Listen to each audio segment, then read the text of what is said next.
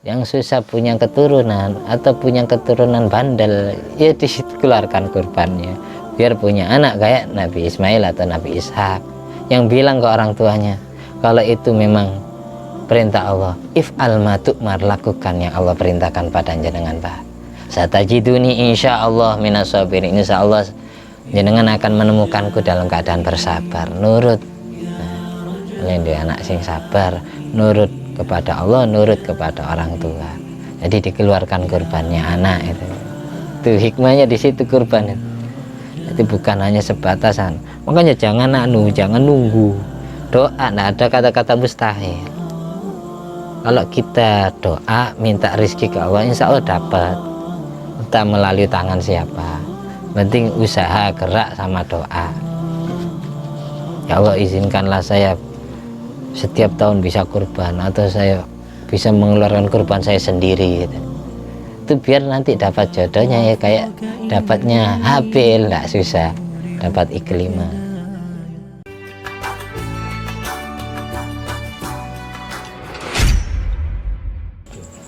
Assalamualaikum warahmatullahi wabarakatuh. Alhamdulillahirabbil alamin alladzi bi ni'mati tatimmus sholihat wa bi dzikri sulahai minal anbiya wal mursalin wasyuhada wassolihin tatanazzalur rahmat wal barakat wassalatu wassalam ala sayyidi sadat sayyidina maulana Muhammadin qutbil qadat wa ala alihi wa ashabi al anjumiz zahirat, amma ba'du. Rabbi syrah li sadri wa yassir li amri wa hlul uqdatan min lisani yafqahu qawli. Rabbi zidni ilma warzuqni fahma. Allahumma aftah alaina futuhal arifin waj'alna khalisatan liwajhikal karim. Allahumma arzuqna fahman nabiyyin wa ilhamal malaikatil muqarrabin. Allahumma nawwir qulubana binuri hidayatika kama nawwartal arda binuri syamsika. Rabbana anfa'na bima 'allamtana, rabbi 'allimna alladhi yanfa'una, rabbi faqina wa faqih ahlana wa qarabatin wa ashabin lana fi dinina. Allahumma inna na'udzubika min ilmin la yanfa' wa qalbin la yakhsha wa amalin la yurfa' wa du'ain la yusma'. Allahumma sholli ala sayyidina Muhammadin wa ala sayyidina Muhammad ma'danil judi wal karam ba'il ilmi wal hilmi wal hikami wa barik wa sallim walhamdulillahi rabbil alamin. Diceritakan kisah yang keempat ya, bab al-adab, halaman 68. Hukia diceritakan an Abi Yazid al-Bustami, dari Syekh Abu Yazid al-Bustami, Irak, dari negara Irak beliau, rahimallahu ta'ala, annau qasada ila ziyarati rajulin. Beliau pernah bermaksud, Syekh Abu Yazid al-Bustami pernah bermaksud untuk berkunjung ke kediaman seorang pria, seorang ulama zaman itu, yuzkaru bisolahi, yang disebut oleh orang-orang dengan kesolehannya, yang terkenal dengan kesolehannya. Jadi beliau kalau mendengar ada orang soleh di sana, mandi dungoni mustajab doanya, beliau alim, beliau ingin tabaruk, ngalap barokah, sejauh apapun orangnya tinggal, ingin diziarahi, ingin ditabaruk, diambil keberkahannya, barokah ilmunya, barokah kesolehannya, pingin salim, pingin sowan. Fantadharu fi masjid, suatu saat setelah Syekh Abu Yazid al-Bustami sampai di dekat kediaman seorang pria yang terkenal dengan kesolehannya itu, beliau menunggu kedatangan pria soleh yang terkenal dengan kesolehannya itu, ditunggu di masjid. Wa kharajar rajul, kemudian pria yang dimaksudkan itu suatu saat keluar dari rumahnya, ingin masuk ke masjid. Syekh Abu Yazid nunggu beliau di masjid. Fa'alqa nukhamatan fil masjid, kemudian pria itu membuang ingus, umbel bahasa kita, membuang lendir di masjid, ai fi jidari, yakni di temboknya masjid, min kharijin, bagian luar. Jadi ingusnya pria yang terkenal dengan kesolehannya itu malah nempel di tembok masjid bagian luar. Jadi buang ingusnya sembarangan, bukan pada tempatnya. Faraja asy-syekh wa lam yajtami bihi, karena melihat kejadian itu Syekh Abu Yazid al-Bustami pulang, tidak jadi bertemu, tidak jadi sowan, tidak jadi tabaruk kepada pria tersebut yang terkenal dengan soleh. Walam yajadami bihi. Beliau Syekh Abu Yazid Al-Bustami tidak mau berkumpul, tidak mau bertemu dengan orang tersebut. Waqala, lantas alasan beliau kenapa tidak jadi meguru, tidak jadi ngalap barokah. Alasan Syekh Abu Yazid Al-Bustami gini. La yu'manu ala asrorillah man lam yuhafid ala adabi syar'i. Tidak pantas diberi amanah, diberi kepercayaan terhadap rahasia-rahasia Allah, sir-sir Allah, cahaya ma'rifat Allah, man seseorang lam yuhafid ala adabi syar'i, yang tidak mau menjaga etika yang diajarkan syariat, etika yang diajarkan Rasulullah.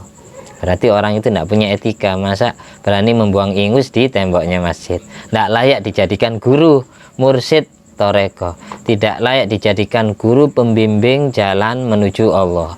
Tidak layak dijadikan guru pembimbing hati yang gelap gulita dengan kotoran dosa untuk diarahkan ke cahaya Allah atau cahaya ma'rifatillah.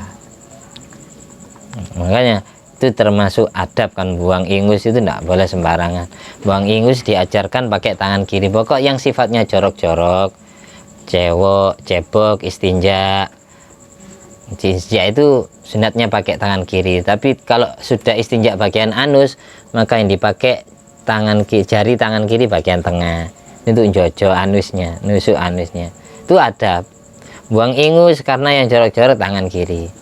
Kalau yang tugasnya yang mulia-mulia, mimba bi takdim, mingkul 5 buah babu takdim, yang istilahnya dimuliakan, baik ya, itu pakai tangan kanan. Buat makan, ini urusan sepele. Kita ngasihkan sesuatu ke orang, itu sunat pakai tangan kanan.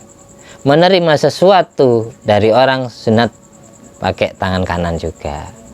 Gitu. Jadi bukan hanya sodakot, hal yang sepele yang biasanya kita ngasihkan, meskipun ke anak kecil ya, itu sunat pakai tangan kanan, biar dia punya adab kanan. Termasuk nanti kalau orang yang ahli nganan hidupnya ketika di dunia, dia termasuk ashabul yamin, maafi ashabul yamin, sebagaimana dicantumkan di surat Waqiah. Nerima rapotnya nanti pakai tangan kanan, rapot amalnya, tidak pakai tangan kiri. Kalau tangan kiri berarti tanda-tanda orang jelek. Tuh, yang sifatnya baik-baik, yang bersih-bersih, itu yang kanan. Buat makan, buat apa itu, megang kitab, megang Al-Quran, buat nulis ilmu, nah, ini yang kanan, bukan yang kiri ya. Kalau yang kidal mulai kecil itu aslinya kebiasaan ngiwo mulai kecil, terus tidak ditegur, terus tidak diobati. Saya punya murid di anak Riau ya, dia mulai kecil sampai usia anak kuliah lah, sudah S1 kuliah, sudah lulus S1, makan selalu tangan kiri, minum selalu tangan kiri. Satu saat kenal dengan saya, dia malu pakai menggunakan tangan kirinya, padahal kaku tangan kanannya, karena sudah kulino mulai kecil ya. Dia untuk menyamakan dengan yang lain belajar tangan kanan, tapi kaku, nggak nyampe, kayaknya terasa kayak orang habis pertama kali ikut binaraga itu kan, nggak nyampe sabunan kayak gitu, kaku. Kemudian satu saat setelah 1 tahun, 2 tahun, 3 tahun kenal dengan saya, dia baru jujur ngomong ke saya, dulu saat saya sebelum kenal panjenengan itu, saya itu mulai kecil sampai besar itu nggak pernah ditegur oleh orang tua saya. Saya makan minum selalu pakai tangan kiri, sudah jadi kebiasaan ya. Makan nasi pun tangan kiri, bukan hanya cewek. Sejak saya kenal jenengan, saya belajar nganan. Setelah itu sekarang enteng tangan kanan, saya sudah terbiasa. Itu 3 tahun katanya untuk mengobati itu. Hasilnya yang kidal-kidal itu ya harus dipaksa memang. Kalau nggak dipaksa ya seterusnya gitu. Kekuatannya ada di kiri. Kebiasaan kiri. Belajar. Yang pakai tangan kiri ya setan. Kulu washrabu bil yamin wala ta'kulu wala tashrabu bishimal fa inna syaiton yakul wa yashrab bishimal. Karena setan kalau makan minum pakai tangan kiri, buang ingus itu pakai kiri. Tugasnya yang kotor-kotor memang dibedakan sama Allah. Cewek pakai makruh pakai tangan kanan, cewek makruh. Bagi kita yang mulai kecil kebiasaan kanan, coba kita makan coba tangan kiri kaku. Iya gak? Karena punya tabiat kanan. Itu termasuk ashabul yamin. Kalau yang punya tabiat kiri itu ashabus shimal, ashabus shimal. Nanti rapotnya besok tangan kiri. Itu hal yang sepele kak Syekh Abu Yazid Al-Bastami masalah ingus. Terus orang meludah pun diatur adab syariat. Meludah itu makruh ke depan. Berarti busok, bahasa Arabnya meludah itu busok kan. Ya busuk itu makruh ke arah depan, amam ke arah yamin kanan itu makruh. Orang meludah, Kanjeng Nabi itu kalau meludah tidak pernah ke depan dan tidak pernah ke kanan. Kanjeng Nabi kalau meludah ke arah kiri atau di bawah telapak kaki, ke bawah gini. Kalau memang sudah kebiasaan ke depan ya ke bawah aja gini. Jadi meludah pas di bumi yang diinjak kaki itu loh. Di ludah ini. Jadi jangan, karena apa, itu tempatnya malaikat. Nah, malaikat diludahi nanti pergi, nggak boleh deh. Tempatnya setan ini diludahi biar pergi. Makanya orang mimpi buruk itu sunatnya falyabsuk salasan an yasarik. Sunat meludah ke arah kiri 3 kali biar mimpi buruknya tidak terjadi dalam dunia nyata. Nanti habis mimpi buruk itu sunat meludah ke arah kiri 3 kali. Lalu falyata'awad billah min syarriha wa syarri syaiton. Berlindung kepada Allah, berdoa agar terjaga, terlindung dari gangguan setan dan dari kejelekan mimpi buruknya itu. Terus terakhir, kalau memang ingin tidur lagi setelah mimpi buruk, fal yatahawal anjambika, berpindah dari tempat yang semula. Kalau mimpi buruknya tidur di sini tadi, kalau mau tidur lagi jangan tidur di sini, pindah tempat. Itu tafaul biar mimpinya tidak terjadi dalam dunia nyata, mimpi buruk. Jadi jangan terlalu fanatik dengan mimpi. Memang semua nabi, untung masih ingat ya, semua nabi itu dapat wahyu dari ru'ya sholihah, mimpi yang baik. Nabi Ibrahim disuruh nyembelih anaknya, ada yang bilang Nabi Ishak, ada yang bilang Nabi Ismail yang disembelih. Di riwayat tafsirnya hilaf, disembelih beneran. Kenapa Nabi Ibrahim itu diuji? Bomong itu ini saya ungkit ya. Kenapa Nabi Ibrahim disuruh nyembelih anak? Nah dulu ada riwayat di anak itu, Nabi Ibrahim pernah sembaran dalam hati. Dulu pernah disuruh kurban sama Allah nyembelih onta, berapa ratus onta. Akhirnya dalam hati kerentek, kalau Allah yang nyuruh, jangankan onta, ratusan onta, anak pun kalau Allah yang nyuruh aku sembelih. Akhirnya diuji sama Allah, itu diuji. Makanya di Al-Quran, ayat Ibrahim qad saddaqta ru'ya wa innahu lahuwal bala'ul azim. Dianggap cobaan besar. Anak yang sangat dicintai menjadi buah hati disuruh sembelih. Yang balak yang besar. Wa fadainahu bidzibhin azim. Aku tebus anakmu Ibrahim dengan sembelihan yang mulia. Yang dimaksud di Al-Quran bidzibhin azim ay kabshi Habil. Dombanya Habil, putranya Nabi Adam. Menjadi tebusan anak Nabi Ibrahim yang disembelih. Itu sudah disembelih tapi tidak tedas. Alamatal laulil jabin itu memang digoreskan, memang pisaunya tidak dibikin mempan. Mimpi kan bilangnya Nabi Ibrahim ke anaknya, ya bunayya inni ra'aitu fil manam anni adzbahuka fanzur madza tara. Qala, jawaban sang anak, ya abatif alma tu'mar satajiduni insyaallah minas sabirin. Itu riwayat pertama. Jadi memang anaknya nurut, disembelih, lakukan yang sudah Allah perintahkan, padahal perintahnya dalam mimpi. Jadi mimpinya semua nabi itu wahyu yang wajib dilakukan. Nabi Muhammad pun dapat wahyu pertama ya mimpi malaikat Jibril. Mimpi ar-ru'ya sholihah. Makanya ada hadis ar-ru'ya minallah wal hulmu minasyaiton. Mimpi baik itu dari Allah, mimpi buruk itu dari setan. Jadi tidak usah bingung ya, berlindung dari kejelekan setan itu kalau mimpi buruk. Kalau mimpi baik itu berarti perintah Allah. Ada hadis lagi, ar-ru'ya sholihah atau ru'yal mu'min juz'un min sittatin wa arba'ina min sittatin wa arba'ina juz'an minan nubuwah. Orang ditakdir mimpi baik itu berarti mendapatkan 1 juz dari 46 juz kenabian. Kalau seandainya kenabian itu Allah juz-juzkan kayak Al-Quran menjadi 46 juz ya. Orang ditakdir mimpi baik, orang beriman ditakdir mimpi baik itu dapat 1 juznya, dapat bagian dari cahaya kenabian lah. Itu banyak benernya. Tapi kalau mimpi baik jangan langsung diceritakan ke semua orang, hanya orang-orang tertentu yang ada kaitannya dengan mimpimu itu saja. Sebelum terjadi kisah itu, isyarat mimpi itu jangan diceritai semua, takut gagal nanti. Mata kusot waqa'at itu. Fa inna ru'ya 5 kila fa inna ru'ya ala rijli ta'irin. Mata kusot waqa'at. Mimpi itu, mimpi baik itu berada di kakinya burung surga. Ketika terlanjur diceritakan ke orang lain, semua orang diceritai ya, maka mimpi itu jatuh dari kaki burung itu. Maksudnya apa? Maksudnya tidak jadi dalam dunia yang nyata.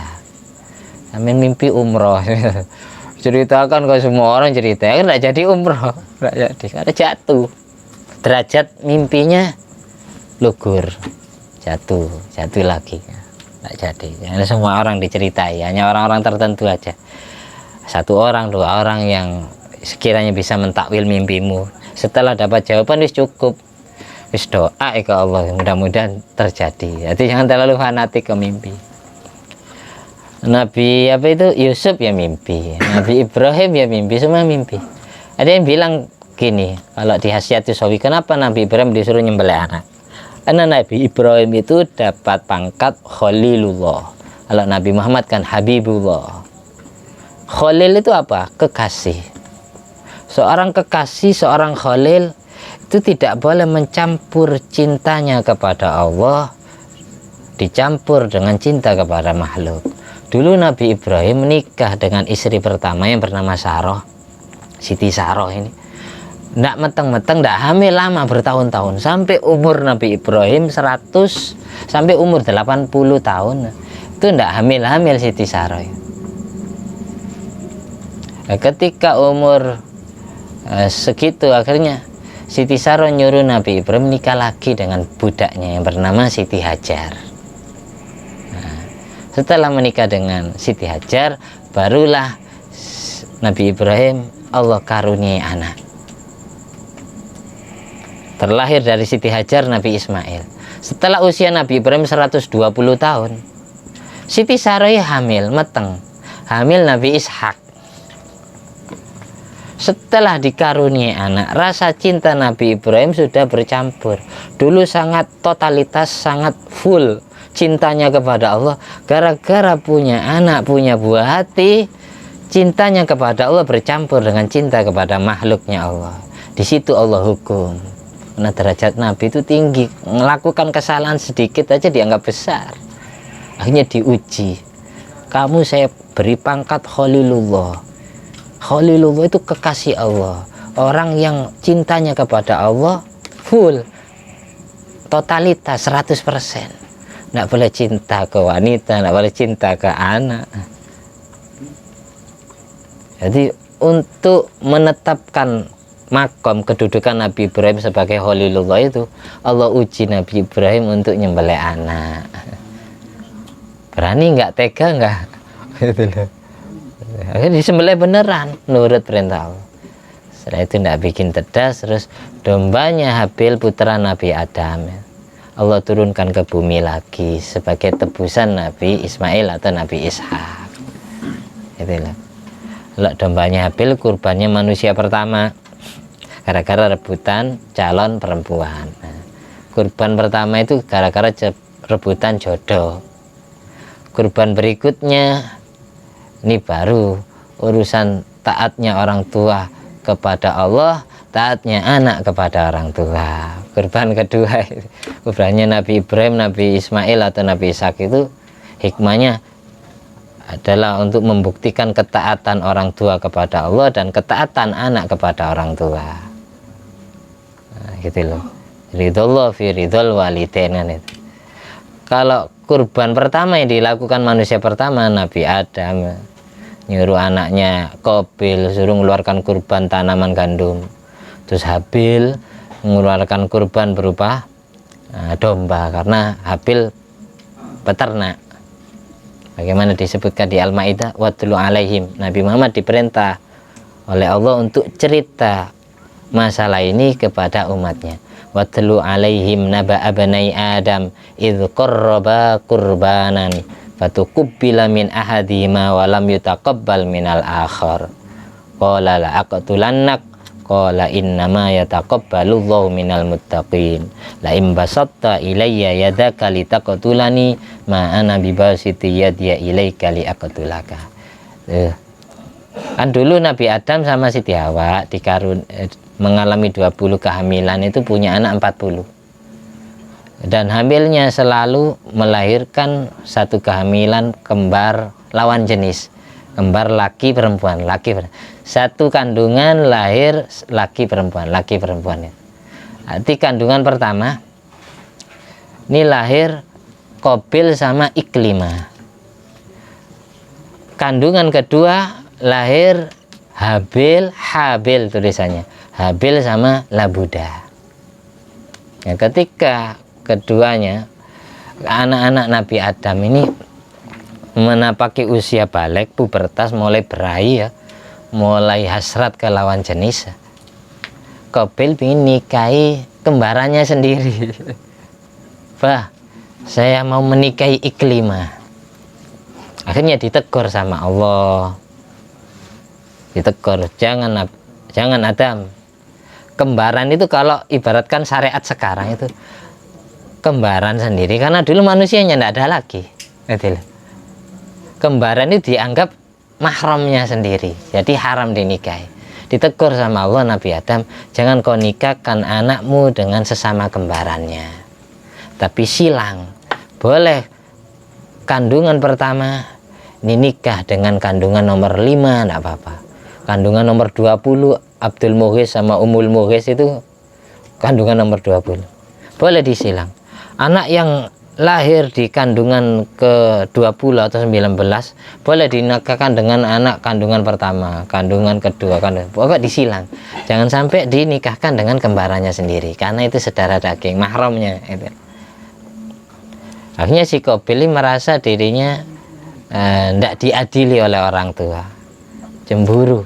Apa ini pilih kasih ke adik, masa Habil dapat kembaranku Iklimah yang wajahnya lebih cantik dari Labuda.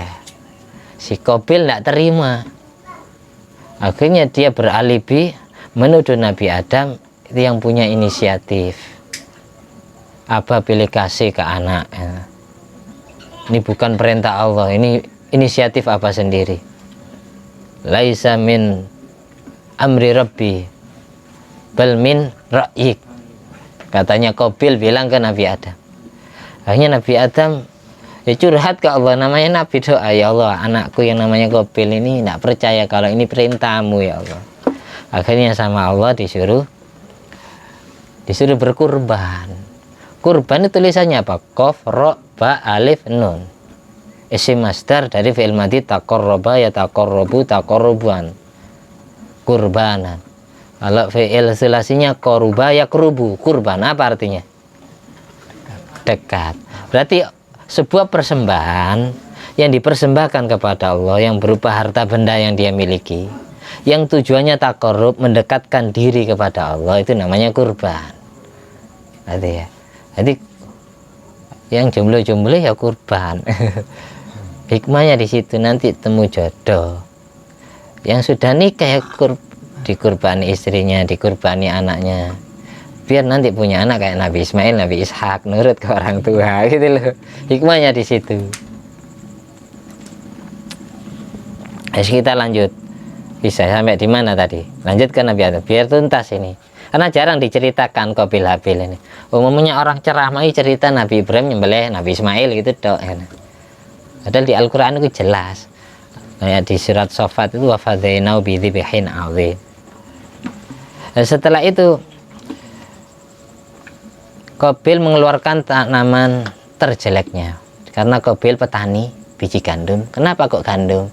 Karena buah huldi, sajaratul huldi yang dimakan Nabi Adam itu dibawa ke bumi, ditandur, cukulnya, tumbuhnya gandum. Hanya Qabil ini petani gandum.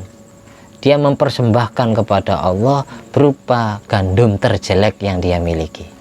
Sedang Habil ini seorang pengembala domba, pengembala kambing. Dia persembahkan domba terbaiknya di antara domba yang diternak.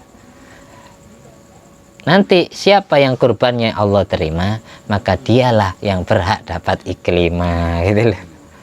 Cerita awalnya gitu. Akhirnya si tanda-tanda diterima nanti akan datang narun baydho, api yang warnanya putih. Umumnya api kan warnanya biru, merah, kuning. Tapi akan datang api warnanya putih dari langit yang akan menyambar salah satu dari kurbannya Qabil ataupun Habil. Siapa yang kurbannya disambar oleh api ini, itulah yang kurbannya Allah terima. Hanya Qabil sama Habil, nama Nabi Adam dan Siti Hawa istrinya dan anak-anak yang lain menyaksikan ada api turun dari langit, dan domba sama ini tanaman gandum ditaruh di atas bukit di gunung, disaksikan bersama. Sekarang Gunung Sripada itu saksikan bersama. Ternyata ini api ini nyambar domba ini. Domba ini langsung dibawa pergi ke langit, tidak kembali-kembali. Baru Allah turunkan ke bumi lagi di saat Nabi Ibrahim menyembelih anaknya sebagai tebusan. Itu. Nanti domba yang disembelih Nabi Ibrahim itu dombanya Habil, putranya Nabi Adam, sebagaimana di Al-Quran wa fadainahu bi dzibhin adzim. Kabshi Habil bin Adam alaihissalam.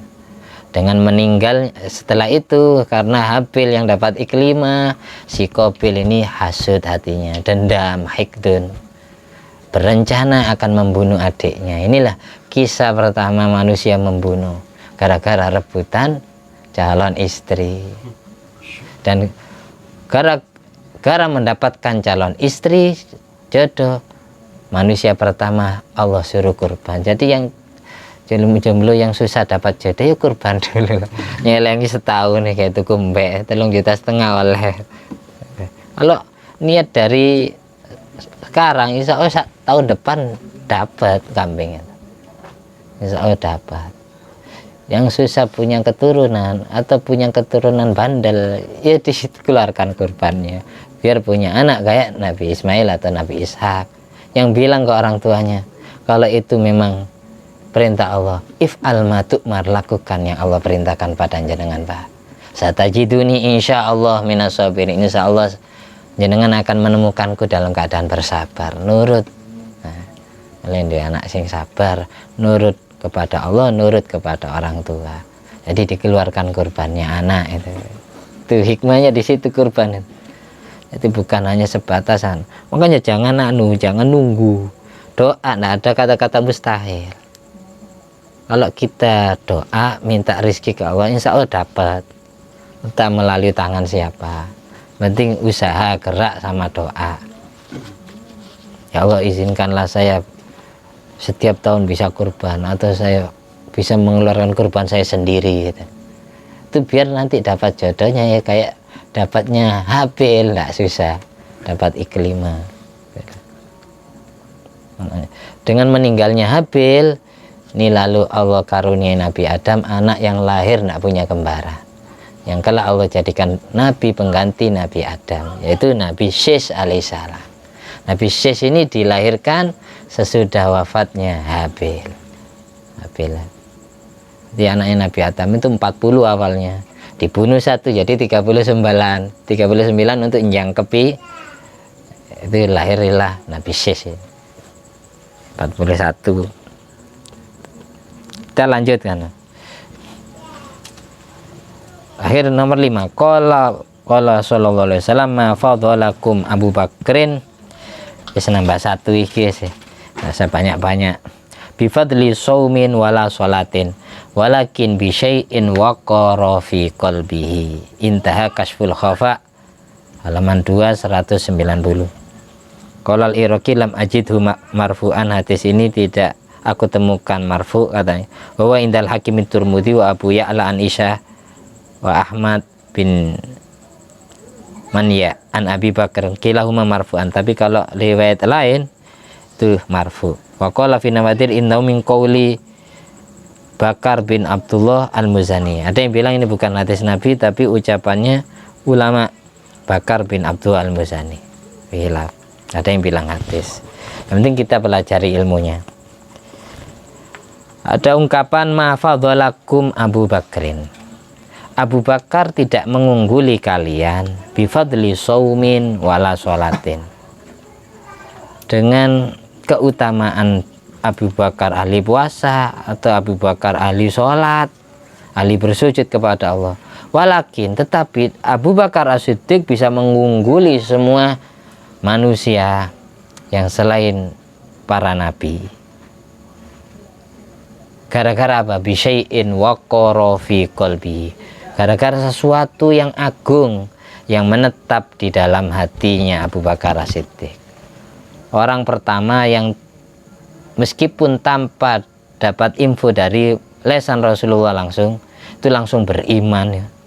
Rasulullah cerita, aku didatangi Jibril. Abu Bakar ini tanpa pikir 2 kali 3 kali langsung percaya. Adabnya Abu Bakar seperti itu.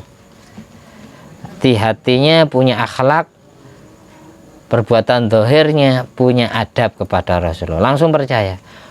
Dari mulut ke mulut orang bilang katanya Muhammad pergi ke langit, di Isra Mi'raj kan. Dari Masjidil Haram ke Masjidil Aqsa, lalu diterbangkan ke langit. Terus kembali ke Masjidil Aqsa lagi, ke Masjidil Haram lagi. Itu Abu Bakar Siddiq kalau sudah Nabi Muhammad yang ngomong langsung percaya. Jadi tambah pikir panjang. Makanya dijuluki As-Siddiq. Abu Bakar Siddiq ini gara-gara selalu membenarkan apa yang datang dari Rasulullah. Kan nama aslinya Abdullah. Dulu sebelum masuk Islam Abdul Uzza. Terus setelah masuk Islam Abdullah. Namanya diganti Abdullah. Abu Bakar bin Abi Quhafa, orang tuanya juga masuk Islam, Abu Bakar Siddiq.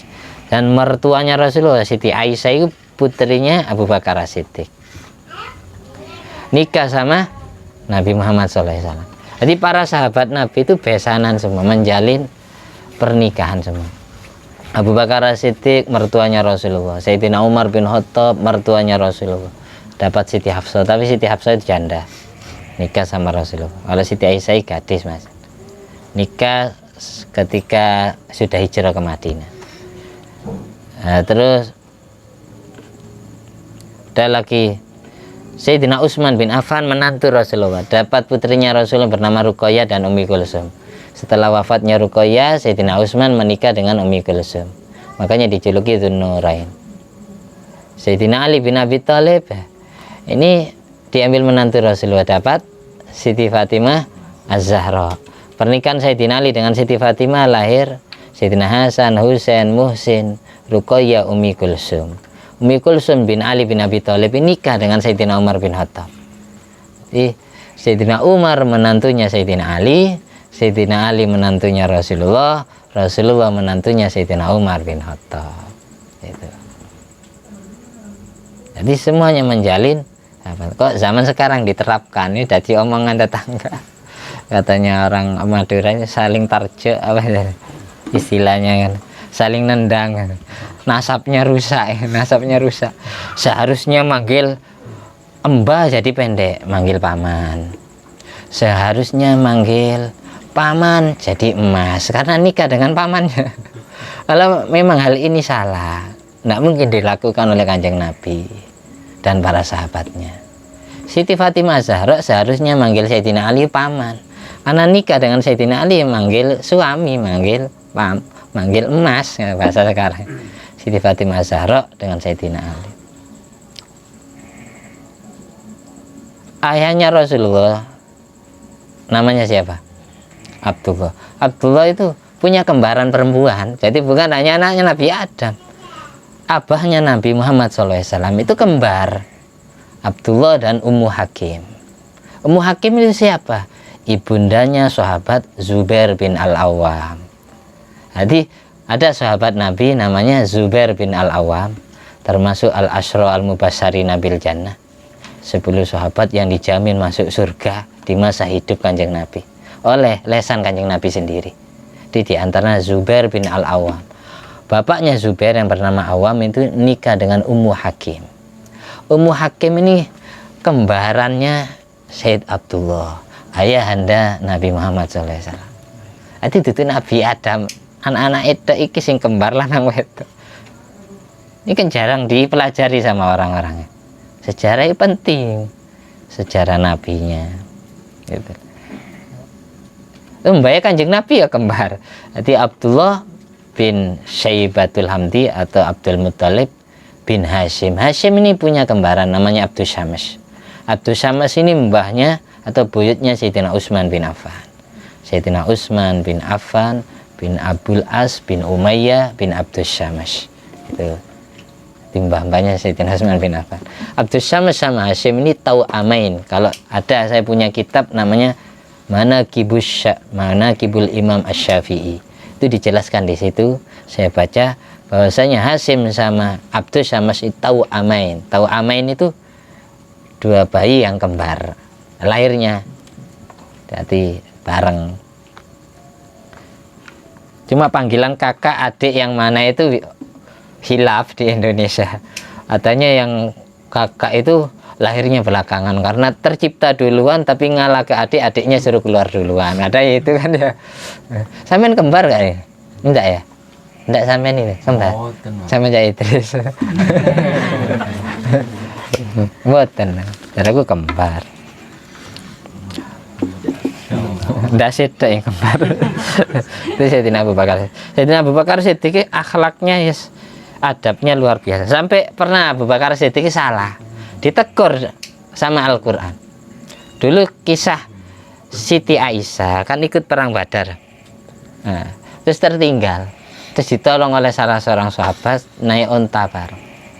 Hanya ada 3 sahabat yang menggosip, yang melakukan hadisul ifki, berita bohong bahwasanya Siti Aisyah selingkuh. Jadi garwae Kanjeng Nabi dituduh selingkuh. Ya. Di antara yang nuduh itu kerabatnya Abu Bakar As-Siddiq sendiri yang bernama Mistah bin Utsasah. Mistah bin Utsasah ini termasuk orang yang gosip Siti Aisyah selingkuh dengan yang nolong itu. Terus kemudian Allah bebaskan dengan ayat pembebasan Siti Aisyah bahwasanya tidak selingkuh, cuma ditolong karena pingsan. Sejak kejadian itu, dulu ekonominya Mistah ini karena Abu Bakar As-Siddiq kan saudagar yang kaya, sahabat yang kaya raya. Jadi ekonominya Mistah bin Utsasah ini dari Abu Bakar As-Siddiq. Dia anak yatim piatu. Jadi ekonominya dia orang fakir miskin. Satu gara-gara melakukan hadisul ifki, berita bohong ini, berita hoak ini ya. Gara-gara itu tidak dijamin lagi sama Abu Bakar As-Siddiq, tidak disodakoi lagi. Jadi sandang pangannya itu tidak dijatah lagi. Ini namanya orang tua, anaknya digosip, difitnah selingkuh, kan kesel juga. Abu Bakar Siddiq meskipun sahabat Nabi, waliullah ya, kekasih Allah, tapi kan punya hati, anaknya dituduh selingkuh. Akhirnya sempat marah Abu Bakar Siddiq. Jatah untuk Mistah ini tidak dikasihkan. Jadi ditegur oleh Allah di Al-Quran di surat An-Nur, wala ya'tali ulul fadli minkum wassa'ati ayyutu ulil qurba wal masakin wal muhajirina fi sabilillah wal ya'fu wal yaswahu ala tuhibbuna ayyaghfirallahu lakum. Ayat ini turun gara-gara Abu Bakar Siddiq nahan sedekah. Janganlah kalian yang mempunyai kelebihan, keluasan rizki, tidak mau berbagi kepada kerabat kalian sendiri, kepada fakir miskin, kepada sahabat yang hijrah yang demi menegakkan agama Allah. Kan Miftah ini ya masih dulur kerabatnya Abu Bakar Siddiq dari ibunya, terus masih fakir miskin masuk, dan termasuk sahabat muhajirin yang ikut hijrah dari Mekah ke Madinah. Gara-gara faktor itu ditegur sama Allah. Jangan sampai gara-gara itu kalian menahan sedekah, tidak mau berbagi kepada kerabat kalian, kepada fakir miskin, kepada sahabat yang hijrah. Wal ya'fu, maafkan kesalahan mereka. Wal yasfahu, berlapang dadahlah hati kalian.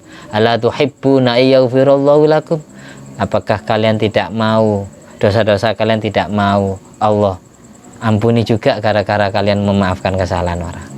Itu. Ayat ini turun gara-gara Abu Bakar Siddiq. Jadi adabnya saja Allah yang negur, Allah yang mengingatkan.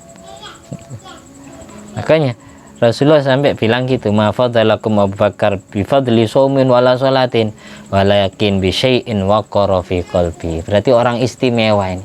Sampai Allah peduli, kalau salah langsung Allah rem, langsung Allah ingatkan.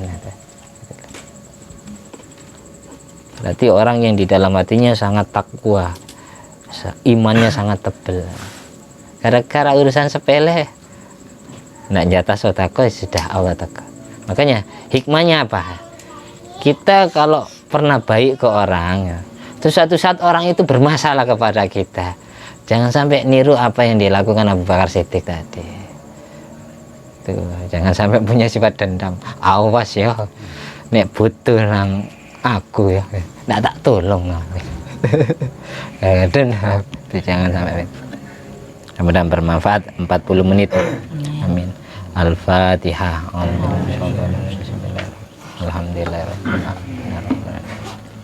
Iya kan